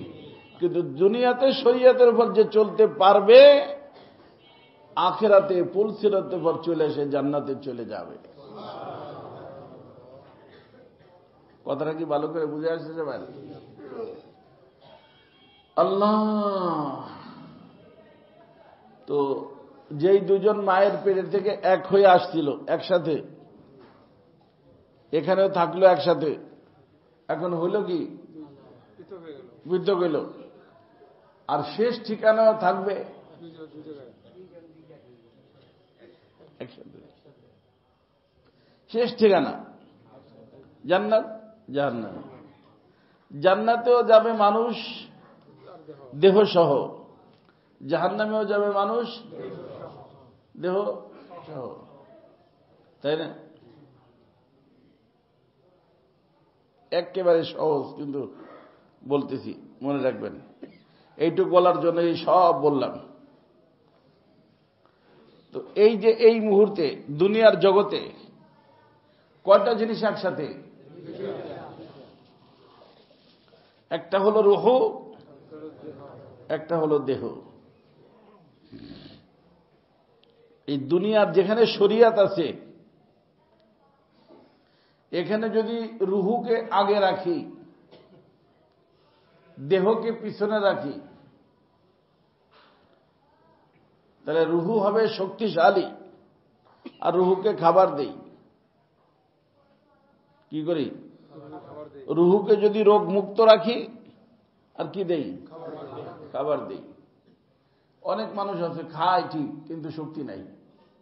কয়ে ভাই ভিতরে কোনো ওষুধ আছে, অসুখ আছে, যার কারণে খাওয়ায় কি হইতেছে না, কাজ হইতেছে। তো বোঝা গেল অসুখ হইলে কাজ হয় না। তো রুহুকে রোগ মুক্ত রাখতে হবে, আবার খাবারও দিতে হবে। রোগ মুক্ত রেখে খাবার দিলে রুহের একটা শক্তি হবে, ওই শক্তির নাম রুহানি শক্তি। বলেন কি শক্তি?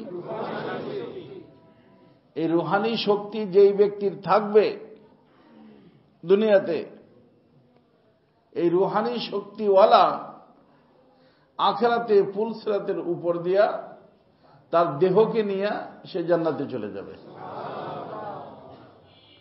আর দুনিয়াতে যেই ব্যক্তি রুহানি শক্তি ব্যবস্থা করবে না, রুহানি খাবারও খাইল না, অথবা রুহুকে রোগ মুক্ত করল না, রুহানি শক্তি খাইল, খাবার খাইল, জিকির করে, জিকিরে হালকা যায়, ওয়াজ মাহফিলে যায়, তাবলিগে যায়, উমরা করতে যায়, হজ করতে যায়, খাবার দেয়, কিন্তু কি আবার রোগ আছে, হিংসার রোগ, অহংকারের রোগ, গীবতের রোগ, এই রোগ, যত প্রকার রোগ হয়, কয় প্রকার? 10 প্রকার। 10 প্রকার রোগের রোগী, যার কারণে শক্তি ভিতরে থাকে না। একবার পায়খানা হইলে তো দেখে না দুর্বল হয়ে যায়। তো এরকম দুর্বল হয়ে যায় কিসের কারণে? রোগের কারণে। তাহলে তার রুহানি শক্তি নাই। রুহানি শক্তি নাই তার অর্থ কি বলেন তো দেখি? রুহু ইমাম না, ইমাম হলো নফস। কোথায়? দুনিয়াতে। কারণ জিনিস কয়টা দুনিয়াতে? একটা হলো দেহ, আর একটা হলো রুহ। দেহের সাথে নফসের সম্পর্ক, দেহের সাথে। তো রুহুকে যদি সুস্থ রাখে আর রুহুকে যদি খাবার দেয়, তার অর্থ হলো রবচাহী জীবন। কি জীবন? তাহলে তার ভিতর যে শক্তি আসবে, শক্তির নাম কি? রুহানি শক্তি। এই রুহানি শক্তি নিয়ে এখান থেকে যখন বের হবে, সে ঊর্ধ্ব জগতের দিকে প্রবাস করবে। ঊর্ধ্ব জগতে আল্লাহ একটা জায়গা বানায় রাখছেন, ওই জায়গাটার নাম হল ইল্লিন। আল্লাহ বলবেন যে এটা তোমার রেস্ট হাউস, এটা তোমার কয়দিন এখানে থাকো। আর ওই যে দেহ চলে যাবে কোথায়? মাটির ভিতরে। ওই মাটিকে আল্লাহ তাআলা বলবেন যে এই দেহটা আমার বন্ধুর দেহ। কার দেহ? খেয়াল রাখবি। আর মাটিও বলবে, আরে ভাইয়া, আমি তো তোমার থেকে ভালো, আমার কাছে আর দুনিয়ার ভিতর কেউ ছিল না, আজকে তুমি আমার নিকটে আসছো, আমি কত ভালো আচরণ করতে পারি, তোমার সাথে আমি কইরে দেখাইতেছি। এই বলে সে প্রস্তুত হয়ে যাবে। বুঝে আসছে না? রসুল বলেন এটা মিনি জান্নাত, রাউযাতুম মিন রিয়াদিল জান্নাহ, মিনি জান্নাত হয়ে গেল। আর যদি ওই দেহটা কার দেহ হয়? মুজরিমের দেহ হয়। ওই যে রুহুটা নামলো, রুহানি শক্তি আছে, উপরের দিকে যাইতে পারবে? কারণ সে তো ইমাম বানাইছে দেহরে, নফসরে। নফসরে ইমাম বানানোর অর্থই দেহরে ইমাম বানানো। বোঝেন নাই? মন চাহি জীবন। কি জীবন? তো যার কারণে দেহটা যাবে কোন দিক? নিচের দিক। রুহুটা যাবে কোন দিক? নিচের দিক। তো নিচের দিকে রুহের জন্য আল্লাহ একটা জায়গা বানাইছেন, ওইটার নাম সিজিল। আর যে দেহটা মাটির ভিতর যে দিয়ে রাখবে, আল্লাহ বলেন এই দেহটা হলো মুজরিমের দেহ, তার সাথে খারাপ আচরণ করবা। রসুল বলেন হুফরাতুম মিন হুফারিন নার, যেই সাদা মানুষের জাহান্নামে হবে তার আংশিক সাদা এই কবরের ভিতর বসে বসে হবে। তো এখানে কবরের শাস্তি, ওখানে সিজ্জিনে রুহের শাস্তি। এখানে কবরের ভিতরে জান্নাতের শান্তি, ওখানে ইল্লিনের ভিতরে রুহের শান্তি। এরপর ইসলাম যখন আবার ফুঁক দিবেন, রুহের জায়গার থেকে রুহু দেহের জায়গার সাথে আইসা মিলে যাবে। মিলে গেলে আবার দেহটা কি হয়ে যাবে? সচল। এটার নাম দ্বিতীয় হায়াত।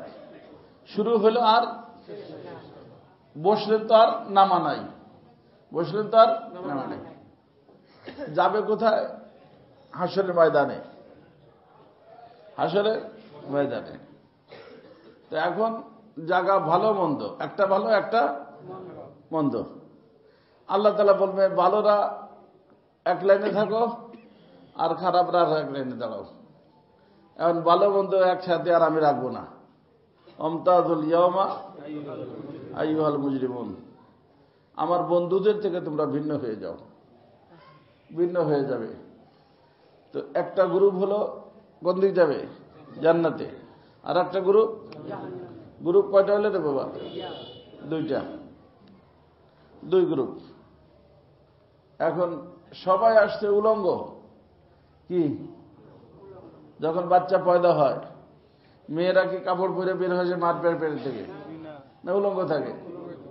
এখানেও সবাই উলঙ্গ হবে। আর রিজাল ওয়ান নিসা জামিয়া, পুরুষ মহিলা কারোই কাপড় পরা থাকবে না। কিন্তু আল্লাহ পাকের দ্বীনের জন্য, তাওহীদের জন্য, শিরিক মুক্ত জীবনের জন্য নিজের কাপড় খুলে বিবস্ত্র করে যারে আগুনের ভিতরে পেটছিল নমরুদ, তিনি ইব্রাহিম খলিলুল্লাহ। তখন ইব্রাহিম খলিলুল্লাহকে সম্মানার্থে সর্বপ্রথম গেস্ট হাউস থেকে কাপড় এনে আল্লাহ পাক ফেরেশতা দিয়ে পরায় দিবেন। এরপরে জান্নাতি কাপড় সব জান্নাতি মানুষকে আল্লাহ পরাবেন ধারাবাহিকভাবে। এখানে যারা শরীয়তের উপর চলছে, ওখানে পুলসিরাতের উপর দিয়ে হইয়া তারা কোথায় চলে যাবে? জান্নাতে চলে যাবে। আর জাহান্নামের দিকে কাপড় আইনা কয়েদিদেরকে পরাইয়া খুযুহু ফাগুল্লু সুম্মাল জাহিমা সাল্লু, ও ফেরেশতারা ধরো, শিকল দিয়া বাঁধো, জাহান্নামের ভিতরে নিক্ষেপ করো। খুযুহু ফাগুল্লু সুম্মাল জাহিমা সাল্লু, জাহান্নামে ফেলাও। এটা জান্নাত, এটা জাহান্নাম। কয় গ্রুপ হলো? ফারিকুন ফিল জান্নাহ ওয়া ফারিকুন ফিস সাইর। তো গ্রুপ কয়টা হলো রে বাবা? তাবলিগওয়ালাও গ্রুপ নাই, খানকাওয়ালাও গ্রুপ নাই, মাদ্রাসাওয়ালাও গ্রুপ নাই, রাজনীতিবিদ গ্রুপ নাই, কাপড়াওয়ালাও গ্রুপ নাই, আছে? ফারিকুন ফিল জান্নাহ ফারিকুন ফিস সাইর। জান্নাতি গ্রুপের কাজ কি? শরীয়তের উপর চলা। আর জাহান্নামী গ্রুপের কাজ কি? শরীয়তের উপরে না চলা। অতএব একজনে মারবো, সে মাইরটা কি অনুযায়ী হওয়া দরকার? হ্যাঁ নাকি মন চাইলে মাইরে দিলাম, মন চাইলে গুলি করে দিলাম, মন চাইলে ছুরি চালাই দিলাম, চলবো? শরিয়াতকে জিজ্ঞেস করতে হবে যে শরিয়াত, এর ছুরি মারা জায়েজ কিনা, এর মাথায় বাড়ি দেওয়া জায়েজ কিনা? হ্যাঁ? আলী রাদিয়াল্লাহু তাআলা আনহু যুদ্ধের ময়দানে তার বুকের উপর বসে পড়ছেন। আলীর মতো শেরে খোদা কারো বুকের উপর বসলে তার অবস্থা টাইট না? সে মনে করছে বাঁচার তো কোনো উপায় নাই, চলো একটু তাড়াতাড়ি জানটা বাইরে যায়, বালা তাড়াতাড়ি জান বাইরে গেলে কষ্ট কম হয়। এই জন্য ছুরি ধার করে নিতে হয় না গরু ছাগল জব করার সময়, যাতে তার কোনো কিনা হয়। তো ও চাইছিল তাড়াতাড়ি কি করুক, মাইরে ফেলা, কাম সারা করে দিক, এই জন্য দিছে কি তো। আলী রাদিয়াল্লাহু তাআলা আনহু রাগ হয়ে থাপ্পড় মারছেন। এই সবাই বুঝেন, রাজনীতি যারা করেন তারাও বুঝেন, যে যা কিছু করেন সবাই বুঝেন, তালবে ইলমরা ভালো করে বুঝো বাবা। দৌড় দিও না নেতার পিছনে, উড়িয়ে দাও গুড়িয়ে দাও, মাইরে ধরে শেষ করে দিলা। কিয়ামতের দিন তোমাকে জিজ্ঞেস করাবে, ফামান ইয়ামাল মিসকালা যাররাতিন খায়রান ইয়ারা ওয়া মান ইয়ামাল মিসকালা যাররাতিন শাররান ইয়ারা। মনে থাকবে? আলী রাদিয়াল্লাহু তাআলা আনহু নাইমে গেছেন না থাপ্পড় মারছেন? ও লোকটাও উঠছে, দৌড় দেয় নাই। জিজ্ঞেস করছে, আলী ঘটনা কি? আমি তো থুতু দিয়েছিলাম তাড়াতাড়ি কাম তামাম করে দিবা, তুমি যে আমাদের ছাড়িয়ে দিলা। ভাই আমারও মন চাইছিল তাই তাড়াতাড়ি করি, কিন্তু তোমারে ধরছিলাম, বুকের উপরে বসছিলাম, মারার চিন্তা করছিলাম আল্লাহর জন্য। কার জন্য? মানা হাব্বালিল্লাহ ওয়া আবগাযালিল্লাহ ওয়া আতালিল্লাহ ওয়া মানা আলিল্লাহ ফাকাদ ইসতাকমালাল ঈমান।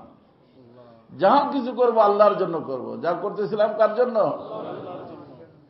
আহা, কিন্তু যখন তুমি থু দিছ তখন আমার একটু রাগ বাড়ছে, কিন্তু ওই বাড়তি রাগটুক আল্লাহর জন্য না, বরং আমার নিজের জন্য। এখন যদি আমি তোমারে মারি তাহলে তো আল্লাহ তাআলা আলিমুম বিযাতিস সুদূর, কলবের কি কল্পনা জল্পনা তা তো আল্লাহ জানেন। তো আমার আল্লাহ যদি কিয়ামতের দিন জিজ্ঞেস করেন যে আলী আমার একজন বান্দা, তারে তুই তোর ব্যক্তিগত রাগের, সামান্যতম ব্যক্তিগত রাগের বশীভূত হইয়া কেন জব করলি, এর উত্তর আমি কি দিব এটা আমি তালাশ করে পাই নাই। এই জন্য তোমার আমি সাইডে দেওয়ার জন্যই তোমার উপর থেকে নেমে গেছি। অবিচারের পরে চোখে পানি আসছে, হাত জড়ায় ধরছে, আলী যেই রসুল থেকে তোমরা এই শিক্ষায় শিক্ষিত হইছ সেই রসুল কখনো মিথ্যাবাদী হইতে পারে না। আমাকে কালেমা পড়াও, আমি মুসলমান হয়ে যাচ্ছি। যুদ্ধের ময়দানে কালেমা পড়ে মুসলমান হয়ে গেছে আমার দোস্ত। আর এখন আমরা 1 বছর 2 বছর 3 বছর 4 বছরের কথা মনে রাখা সুযোগ পাইলেই ছুরি মেরে দিই, সুযোগ পেলেই গুলি করে দেই, সুযোগ পেলে ডান্ডা দিয়ে বাড়ি দিয়ে দেই। তাদের নামও মুসলমান, আমাদের নামও, এবং বলি যে আমরা তাদের অনুসারী।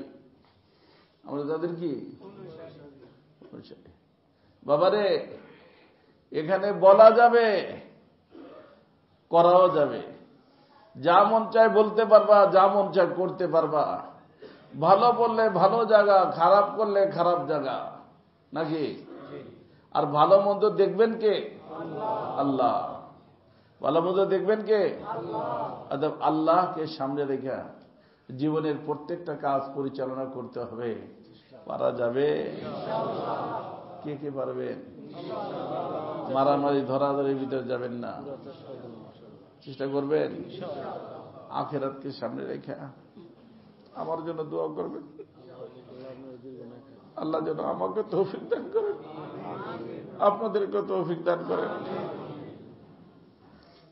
চেষ্টা করতেছি, থাকতে চাচ্ছি, থাকতে মানুষ দিতে চায় না। না, এরকম থাকলে চলবে না। কেমন থাকলে চলবে তা আমি বুঝি না। আমি এরকমই থাকতে চাই যা বললাম।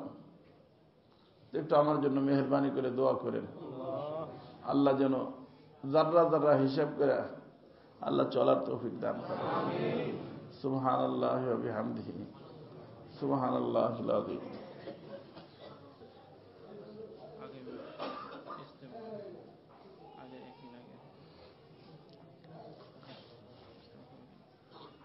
আগের মাসে ইস্তেমার টঙ্গী ইস্তেমার একদিন আগে পড়ছে, ওই দিন তো মানুষ ছিল আপনার টঙ্গী ইস্তেমার দিকে, বৃহস্পতিবার চলে যাবে, সবাই চলে যাবে। অনেকে চলে যাবে, কতগুলোকে বলতে বলছি। সবাই তো যাবে না, শীতের সময় দেখা যায় সবাই যায় না, তাই না? যারা যাবে না তারা এখানে আসবে, কিছু আল্লাহ বিল্লাহ করবে।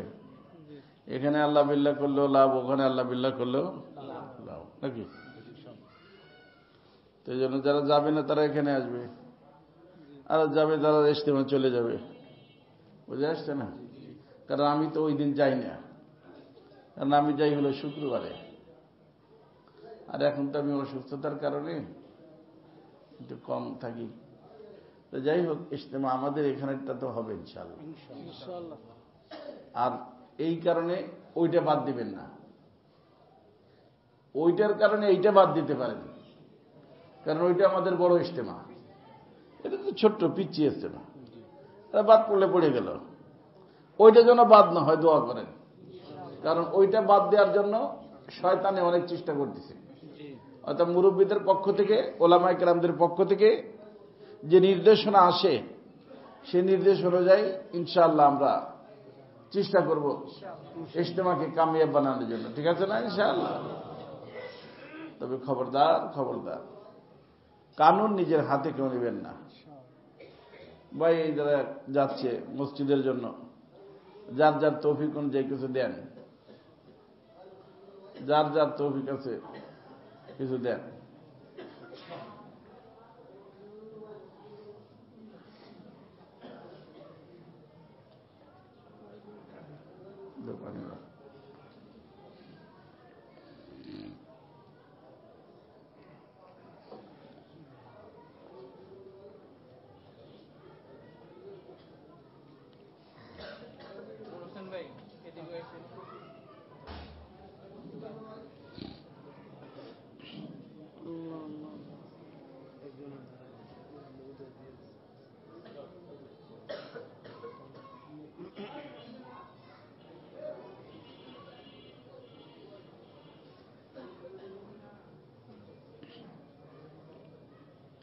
আপনারা কি আমার কথা বুঝছেন?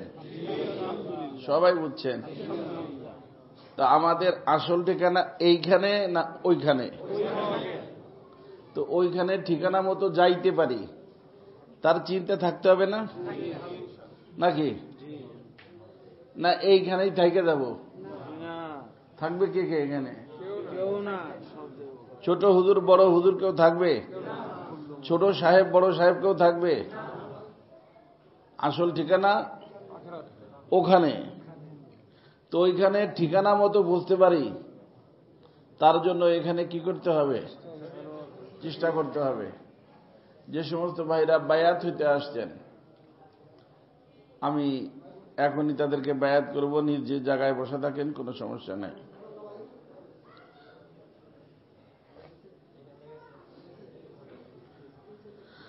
আল্লাহ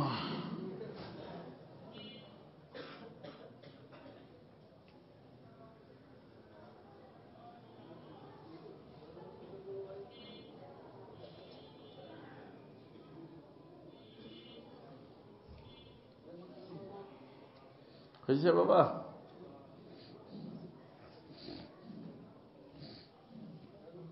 আচ্ছা, যারা সামনে আছেন তারা আমার হাতে হাত দেন। আলহামদুলিল্লাহ, আলহামদুলিল্লাহ ওয়াকাফা ওয়া সালামুন আলা ইবাদিহিল্লাযীনা ইসতাফা। আম্মা বা'দু ফাআউযু বিল্লাহি মিনাশ শাইতানির রাজীম। বিসমিল্লাহির রহমানির রহিম। ইয়া আইয়ুহাল্লাযীনা আমানুত্তাকুল্লাহা ওয়া কুনু মা'আস সাদিকিন।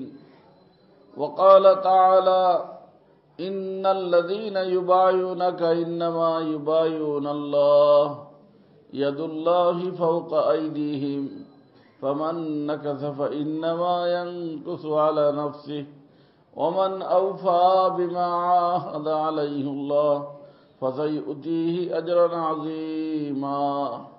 وقال رسول الله صلى الله عليه وسلم المرء مع من أحب أو كما قال عليه الصلاة والسلام. বলেন আয় আল্লাহ। আমি তওবা করিতেছি সমস্ত প্রকার গুনাহ থেকে, শিরিক থেকে, কুফর থেকে, বেদাত থেকে, কুদৃষ্টি থেকে, কুধারণা থেকে এবং গীবত থেকে। আয় আল্লাহ, আমি ওয়াদা করিতেছি 5 ওয়াক্ত নামাজ জামাতের সাথে সুন্নত তরিকা মোতাবেক আদায় করিতে পুরাপুরি চেষ্টা করিব। রমজান শরীফে রোজা রাখিব, যাকাত ফরজ হলে যাকাত দিব, হজ ফরজ হলে হজ করিব, রমজান শরীফে রোজা রাখিব, জিহাদ ফরজ হলে জিহাদ করিব, দিনের সমস্ত কাজ রাসূলুল্লাহ সাল্লাল্লাহু আলাইহি ওয়াসাল্লামের সুন্নত তরিকা মোতাবেক আদায় করিতে পুরোপুরি চেষ্টা করিব।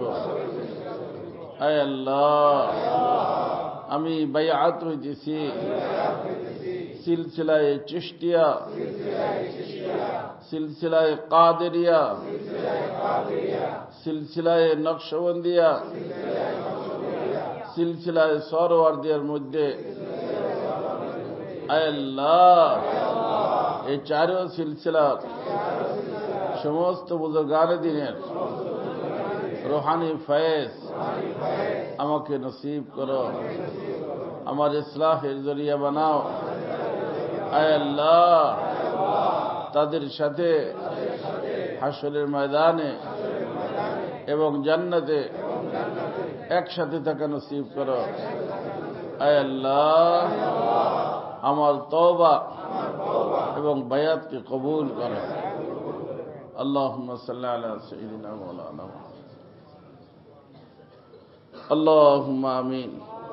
আল্লাহুম্মা সাল্লি আলা সাইয়্যিদিনা মাওলানা মুহাম্মদ সালাতান তুনাজ্জিনা বিহা মিন জামিল আহওয়ালি ওয়াল আফাত ওয়া তাকদি লানা বিহা জামিআল হাজাত ওয়া তুতাহহিরুনা বিহা আন জামিস সাইয়্যাত ওয়া তুতাহহিরুনা বিহা আন জামিস সাইয়্যাত ওয়া তুতাহহিরুনা বিহা আন জামিস সাইয়্যাত ওয়া তারফাউনা বিহা ইনদাকা আলা দারাজাত ওয়া তুবাল্লিগুনা বিহা আকসাল গায়াত মিন জামিল খায়রাত ফিল হায়াতি ওয়া বা'দাল মামাত ইন্নাকা আলা কুল্লি শাইইন কাদির। ইয়া আরহামার রাহিমিন, ইয়া আরহামার রাহিমিন, ইয়া আরহামার রাহিমিন। আয় মাওলা পাক, আয় মাহবুবে পাক, আল্লাহ মেহেরবানি করে আপনি আমাদের সকলকে মাফ করে দেন। আল্লাহ, ভুল করছি, অন্যায় করছি, নফস ও শয়তানের ধোঁকায় করছি। আল্লাহ, আপনি মেহেরবানি করে আমাদের সকলকে মাফ করে দেন। আমাদের ভুলের কারণে আমাদের কোনো আযাব দিয়েন না মাওলা। আপনি আযাব দিলে আমরা কেউ বাঁচতে পারবো না মাওলা। আল্লাহ, আমাদের সকলকে আপনি মাফ করে দেন। সামনের জীবনটাকে আপনাকে রাজি খুশি রেখে চলতে পারি তৌফিক দিয়ে দেন। আমাদের সামনের জীবনটা যেন রবচাহী জীবন হয়, আল্লাহ মন চাহি না হয়, মন চাহি জীবন থেকে বাঁচার তৌফিক দিয়ে দেন। আল্লাহ, আমাদের ভিতরে যার যে পরেশানি আছে দূর করে দেন, যার যে হাজাত আছে পুরো করে দেন, যারা অসুস্থ আছে সুস্থ করে দেন, যারা বেরোজগার আছে রুজির ব্যবস্থা করে দেন, যারা ঋণী আছে ঋণ থেকে মুক্ত হওয়ার তৌফিক দিয়ে দেন, ব্যবসায়ী ভাইদের ব্যবসার ভিতর বরকত দিয়ে দেন। আমাদের যে সমস্ত আত্মীয় স্বজন আজ চেরে ইতিম অন্ধকার কবরে শুয়ে গেছেন, আল্লাহ তাদেরকে বেলা হিসাব আপনি মাগফিরাত করে দেন। আল্লাহ, আমাদের এই মজলিসে আসতো, আল্লাহ এই সিলসিলার সাথে সম্পর্ক রাখতো হযরত মাওলানা আমিন সাহেব আজকে ইন্তেকাল করছেন, তার বেলা হিসাব আপনি মাগফিরাত করে দেন। আল্লাহ, বেলা হিসাব আপনি মাগফিরাত করে দেন, তার কবরকে নূর দ্বারা ভরপুর করে দেন, তার আত্মীয় স্বজনকে সবচেয়ে জামিল ইখতিয়ার করার তৌফিক দিয়ে দেন। আয় আল্লাহ, দুনিয়ার ভিতর যত মসজিদ মাদ্রাসা খানকা আছে কবুল করে নেন। আল্লাহ, আমাদের এই মসজিদ মাদ্রাসা খানকাকে কবুল করে নেন। আল্লাহ, এর সমস্ত জরুরত গায়েবের থেকে পুরো করে দেন। আল্লাহ, যারা এর সাথে জড়িত জান দিয়া, মাল দিয়া, দোয়া দিয়া, পরামর্শ দিয়া, তাদেরকে দুনিয়া দিয়ে দেন, আখিরাতও দিয়ে দেন। আল্লাহ, আপনার হুকুমেই আয় আল্লাহ সিরাজদি খানের মধ্যে জামে আশরাফুল মাদারিস, জামে মসজিদ আশরাফ খানকা শেখ জাকারিয়া, আল্লাহ আপনার এক দেওয়ানার নামে এক কমপ্লেক্স তৈরি করা হচ্ছে, আল্লাহ আপনি গায়েবের খাজানা খুলে দেন, আল্লাহ আপনি গায়েবের খাজানা খুলে দেন। আল্লাহ আমাদের কাছে কোনো ব্যবস্থা নাই, আপনার নিকট কোনো অভাব নাই, আল্লাহ আপনি মেহেরবানি করে কোথা থেকে দিবেন আপনি জানেন, আমরা তো জানি না। আল্লাহ আপনি গায়েবের খাজানা খুলে দিয়ে অতি সত্বর সেই কমপ্লেক্সকে মুকম্মল করার তৌফিক দিয়ে দেন। আল্লাহ যারা জান দিয়া, মাল দিয়া, দোয়া দিয়া, পরামর্শ দিয়া বিভিন্নভাবে শরীক হয়েছে, আল্লাহ আপনি মেহেরবানি করে তাদেরকে দুনিয়া দিয়ে দেন, আখিরাতও দিয়ে দেন। সুবহান রাব্বিকা রাব্বিল ইজ্জাতি আম্মা ইয়াসিফুন ওয়া সালামুন আলাল মুরসালিন। আল্লাহ আল্লাহ আমাদের দেশে তাবলীগের মানুষ এক প্লেটে খানা খাইতো মাওলা, আজকে এক জায়গায় এক মসজিদে থাকতে পারে না। শয়তান আমাদের ভিতর দূরত্বের সৃষ্টি করে দিয়েছে। আল্লাহ মেহেরবানি করে সবার ভিতরে মিল মোহাব্বত পয়দা করে দেন। আল্লাহ তাদের সবাইকে হক পথে ফিরে আসার তৌফিক দিয়ে দেন। আল্লাহ উলামায়ে রব্বানি, উলামায়ে হক্কানি, তারা কোনো স্বার্থে কথা বলতেছে না, এই কথাটাকে বুঝার তৌফিক দান করেন। আল্লাহ উলামায়ে রব্বানি, উলামায়ে হক্কানিকে যেরকম নবীদেরকে সামনে রেখে চলতে হয়, আল্লাহ উলামায়ে রব্বানিদেরকে সামনে রেখে চলতে হবে, এই বাস্তব বিষয়টাকে সবাইকে বুঝার জন্য তৌফিক দান করেন। তাদেরকে মুরব্বী মানে চলতে পারে আমাদেরকে তৌফিক দিয়ে দেন। সুবহান রাব্বিকা রাব্বিল ইজ্জাতি আম্মা ইয়াসিফুন ওয়া সালামুন আলাল মুরসালিন আলহামদুলিল্লাহি রাব্বিল আলামিন।